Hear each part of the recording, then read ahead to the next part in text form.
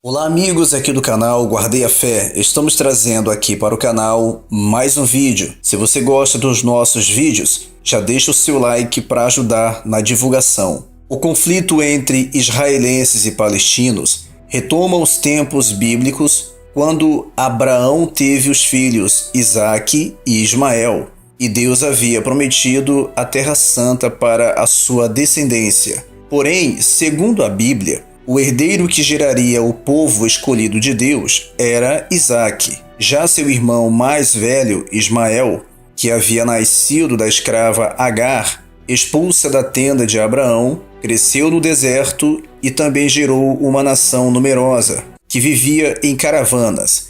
Esses povos se desenvolveram dando origem a Israel e a Palestina, que duelam pelo território desde então. Depois da diáspora judaica, o Império Otomano tomou essas terras e viveu nelas até 1917. Contudo, os descendentes judeus que estavam espalhados pelo mundo retornaram ao local em migração em massa. Foi nesse momento que os confrontos conhecidos hoje tiveram início. Em 1947, a Organização das Nações Unidas, a ONU, fez uma divisão do território para que não houvessem mais discordâncias, mas essa divisão não foi bem aceita por nenhum dos dois povos. As duas razões por trás dos conflitos.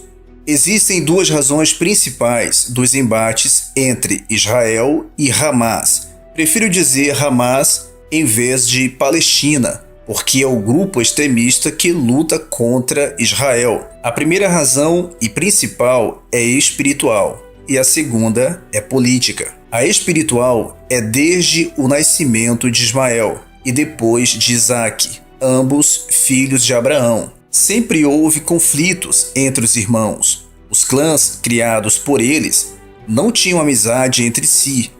Deus prometeu a Isaque, o legítimo herdeiro de Abraão, a terra de Canaã, que teve o nome mudado para Israel. A Ismael, Deus prometeu abençoar e prosperar, garantindo que dele nasceriam muitas nações. Perceba, porém, que a terra foi prometida a Isaque e seus descendentes, mas durante muitos anos, quem habitou nela foram os povos, que não eram dali, eram nômades, a exemplo dos filisteus, que habitavam a área onde hoje é a faixa de Gaza. A religião do Islã, a qual a maioria dos árabes é aderente, tornou essa hostilidade mais profunda.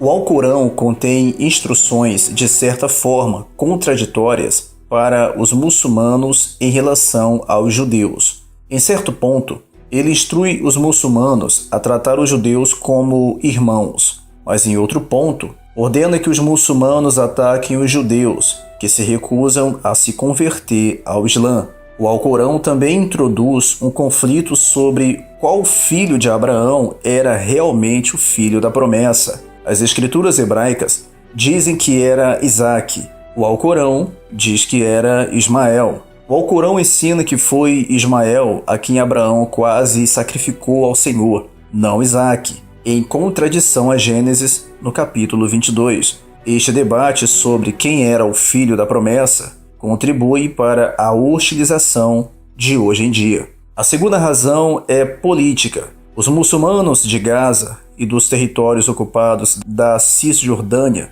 querem um Estado palestino independente, tendo Jerusalém como capital. Eles não reconhecem o Estado de Israel como legítimo e não aceitam que Jerusalém seja a capital do Estado judeu, sendo que já era a capital desde a época do rei Davi.